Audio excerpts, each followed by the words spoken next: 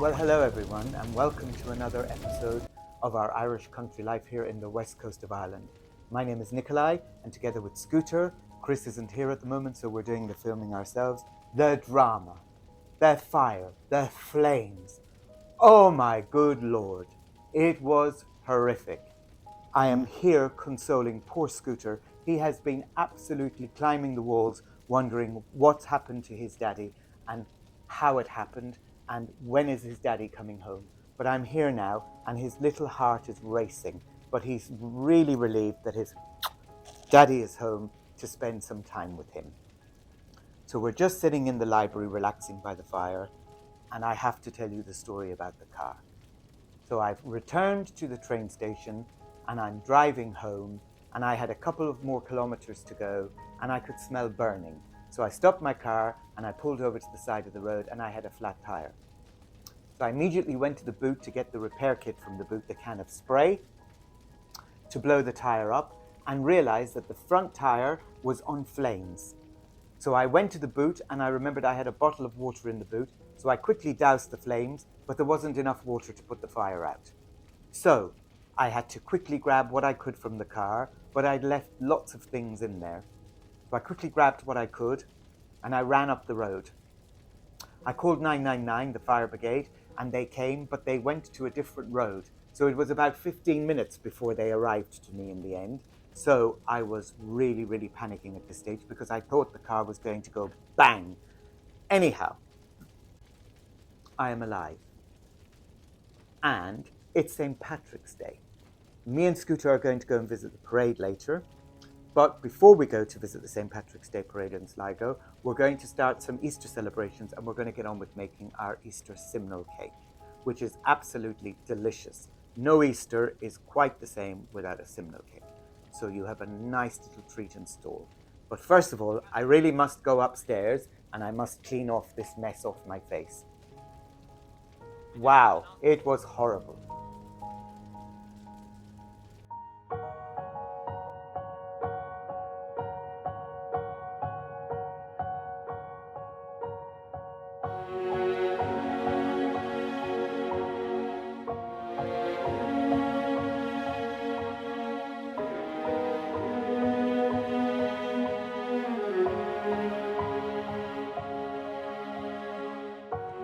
Hey you guys, so welcome to the kitchen. I'm doing the filming myself today because Chris is not here, but I'm going to make for you a delicious, simple, glorious Easter Simnel cake in preparation for Easter, which is just around the corner. So we have our St. Patrick's Day, 17th of March, Ireland hoodie on, and we're going to be going to the parade a little bit later. Scooty's all dressed up as well in his new Irish tweed coat, and he's got his shamrock scarf as well and his St. Patrick's Day badge. So let me run through with you what we're going to need for this all-in-one bowl Simnel cake. We're going to need a loose bottom 8-inch round cake tin, some greaseproof paper, 225 grams of self-raising flour, 225 grams of softened room temperature butter, 225 grams of muscovado sugar, 125 grams of sultanas, and then 100 grams of any other fruit you like. So it could be dates, I've chosen cranberries, it can be currants, or it can be raisins. 50 grams of delicious jewel-like mixed peel. This is some I've got left over from the Christmas cake that I brought from Turkey. The grated rind of 2 lemons, and 100 grams of cherries. And I've chosen lovely jewel-like amber and green for emerald Irish green cherries today to go into our Simnel cake. Also, we have 2 teaspoons of mixed spice. So that will be going in to give the cake some lovely flavor.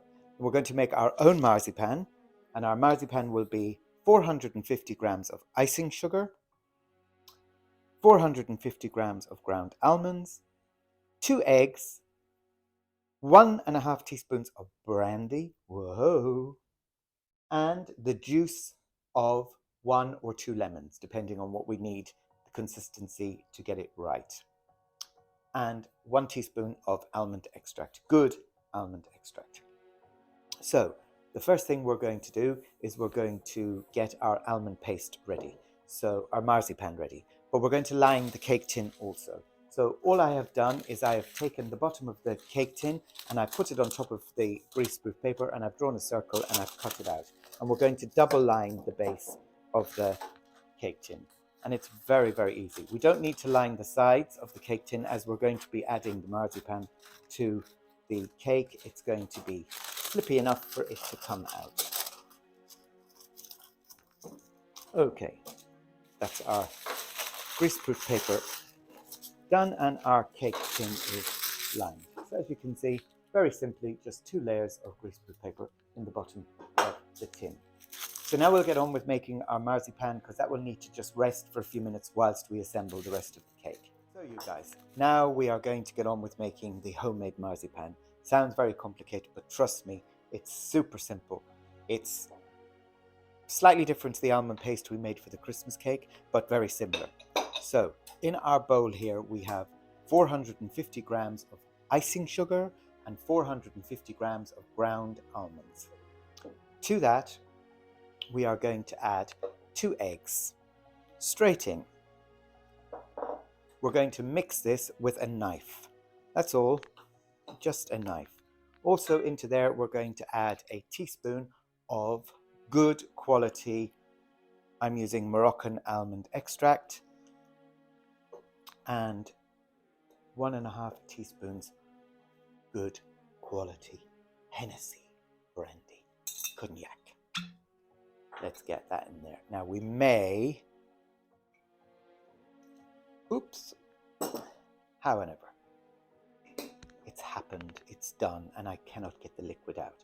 Notice how I didn't add the lemon juice in case a little bit of extra brandy slipped in there. We can hold back on the lemon juice. Okay, so all we're going to do is we're going to start to incorporate that with our knife. We're going to handle this as little as possible, except for at the end we're going to knead slightly, because you'll bring out the oils in the almond nuts and it could start to get very oily. We don't want to be working with a very oily almond paste. Okay, so once we've started bringing all that together, I'm just mixing it and cutting it through, mixing it and cutting it through. And I can tell that we're going to definitely need some of that lemon juice. So we're going to start.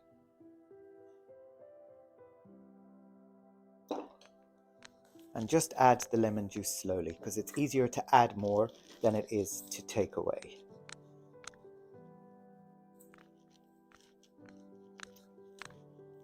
This is such a lovely cake to have around Easter time if people call for a coffee, and even more impressive that you made it yourself. And it really is a very simple cake to make. I know a lot of people get scared of fruit cakes and things like that, but it's very, very simple. Okay, so I think probably we're very close. I don't think I'm going to add any more lemon juice to that until I bring it together with my hand, and then we can wrap it in some cling film and pop it into the fridge for half an hour just to rest. Yes, I think we're getting very close.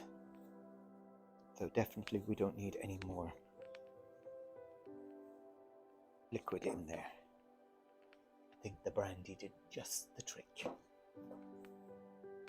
Of course, for anybody who's going to be feeding this to children, a little bit of brandy won't harm them, it'll only help them to sleep. I remember years ago, my mummy used to dip our dodies into Baileys and give it to us to help us sleep. And when we questioned her later in life as to why she did that, she used to say we had colic, so it used to help with our colic. And I said to her, it used to help you sleep, you mean, because when we slept, you slept. And she laughed. So I knew at that stage that I was right. Okay. So as you can see, I've just been kneading this with my hand for a few minutes, just basically helping it to come together. And it has. And so what I'm going to do now is I'm just going to wrap it in some cling film, and I'm going to pop it into the fridge to chill. Okay. Lovely, lovely homemade marzipan. Nothing like it.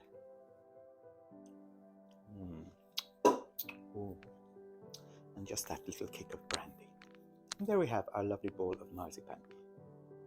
Once we've got that in the fridge chilling, it'll be slightly easier for us to roll it out into the shape.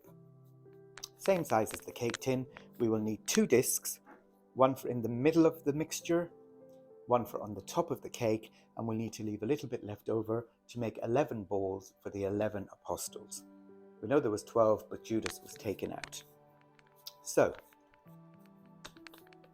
wrap it in cling film and into the fridge. Okay, marzipan complete in the fridge, chilling. Next up is our fruit cake. So, first thing you need to do is you need to preheat your oven.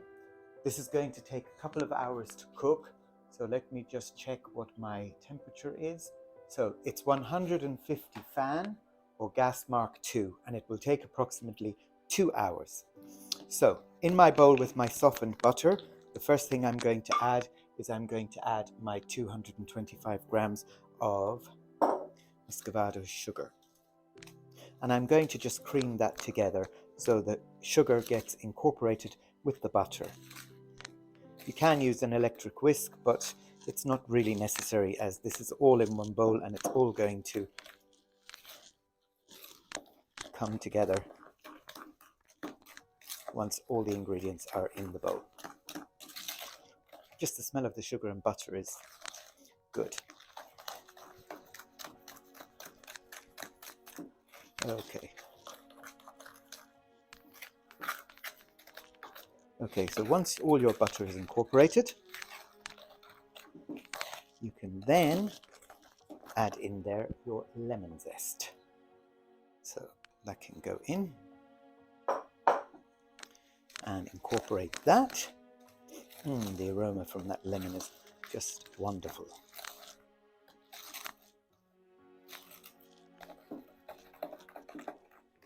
Then into that I'm going to add my 2 teaspoons of mixed spice. Straight in there.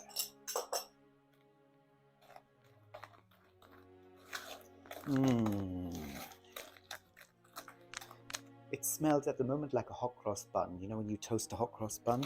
Yes, that's the aroma we're getting at the moment. I must attempt to make hot cross buns one day. They just sound very complicated, but I'm sure they're not. But anyway, we will later on. Also into this, I'm going to add my 4 free-range eggs. Start tidying up the bowls.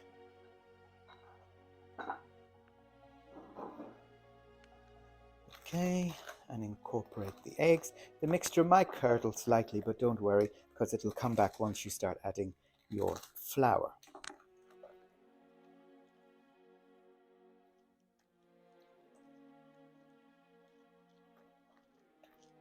Okay, once you've incorporated your eggs, it's then time to add your fruit.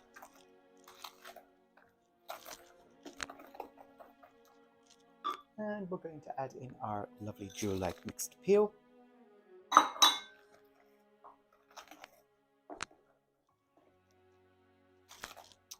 What I will say to you is, before we add the cherries, always wash your cherries, cut them in half, dry them really well in a piece of kitchen towel. And the reason for that is if you don't and you leave them, they've got like a coating on them, like a syrup, and they all stick together and they'll all sink to the bottom of your cake.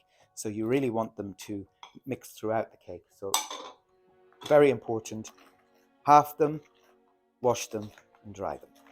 Half them first, because if you wash them and dry them, when you half them, that you're then getting that lovely glaze coming out of the middle of them. So you're back to square one. So I would half them first. And then finally, we're going to put in our sultanas and our cranberries. And they're all going in there. Okay. Oh, how amazing.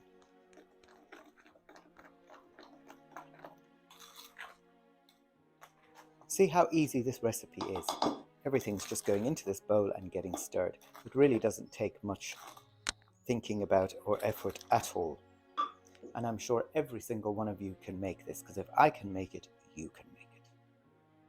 And please do, if you do make it, let me know in the comments how you got on. And more importantly, let me know how it tasted. And if your family and friends really, really enjoyed it. So we've put half of our mixture into the tin. And now we're going to get our marzipan from the fridge. And we're going to roll out our first disc of marzipan to go on top of this part of the mixture. So just level it off in the tin as best you can. It will spread, it will level itself. A little bit more for me. Okay, so marzipan out of the fridge, and what you want to do is you want to take just slightly less than half of the marzipan for this part of the cake. And you need to leave the other half for to do the top, and also enough extra to do the 11 little balls. So on your board, put some icing sugar because your marzipan will be quite sticky.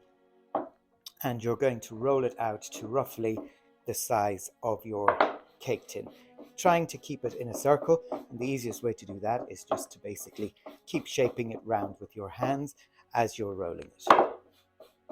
So you're keeping it in the shape of a circle. It means less cutting, etc. later. Flip it over, and the same again. And again, like I said, just keep rolling round.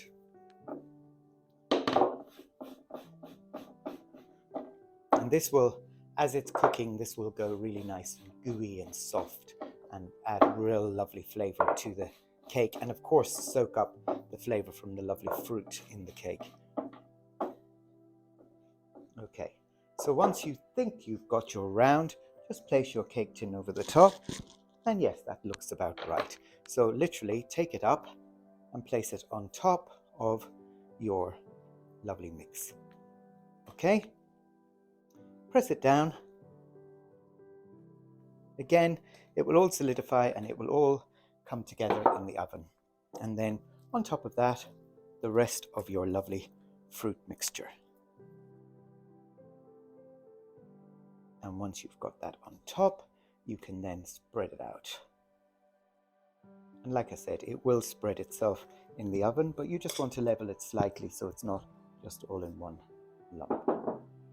Oh, time for a quick sup of tea. It'd be nice if I had a nice slice of Simnel cake to go with it, but anyway, one must wait. We must have patience. Okay, my friends, that is and has to be another very, very, very easy cake for you to make. And please, please, I urge you, try it. And there we have it. That is our Simnel cake. That is now going to go into your oven for approximately 2 hours. I would keep an eye on it after an hour and a half just to make sure it's not going too brown on top, but I don't think it will. And after 2 hours, you check it by inserting a skewer into the center, and if it comes out clean, it's cooked.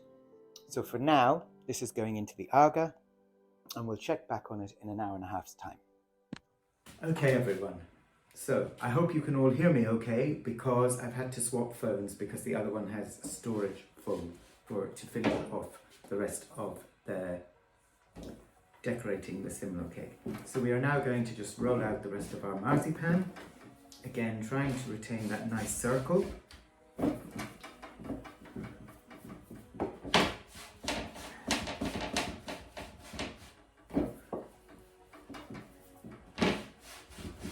Okay.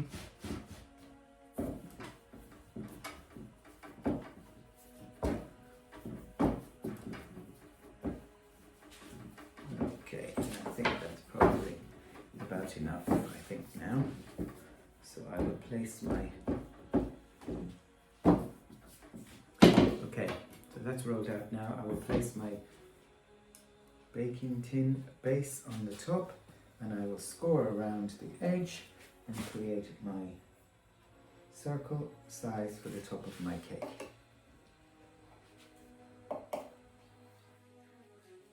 Okay, and we have some left over which we can cover in chocolate. Use for sweeties. Make nice marzipan sweets. Okay, gather that up together. Okay. So now we are simply going to lift our disc of marzipan onto the top of our cake, like so. Okay.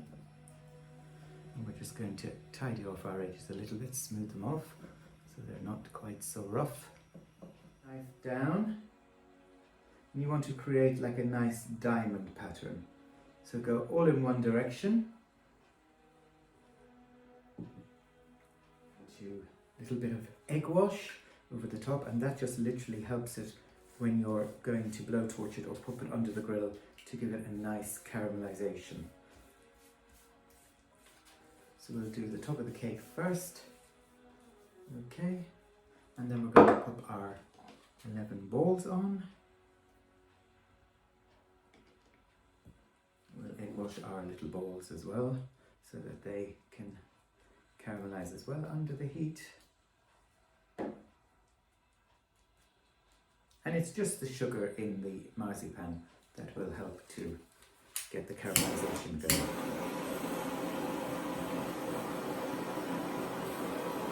Like I said, you can put this under a hot grill or you can put it into a very hot oven. But just the oven must be very, very hot because it will only take a couple of minutes for it to start caramelizing. Anything more than that.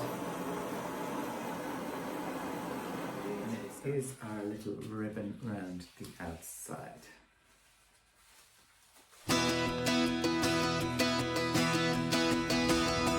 Okay, you guys, so we've come to the parade.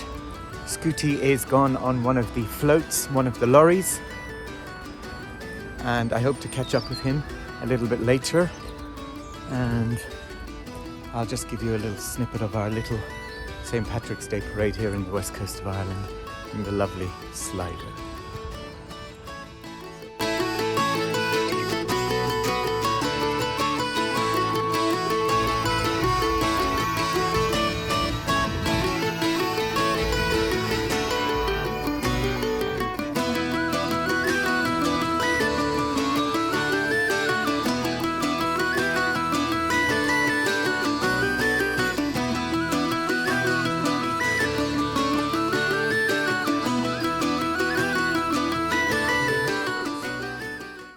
Amazing Easter Simnel cake,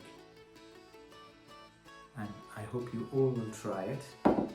Very, very simple and delicious to have with a cup of tea, and we all know that Nikolai, Chris and Scooter love nothing more than a nice cup of tea.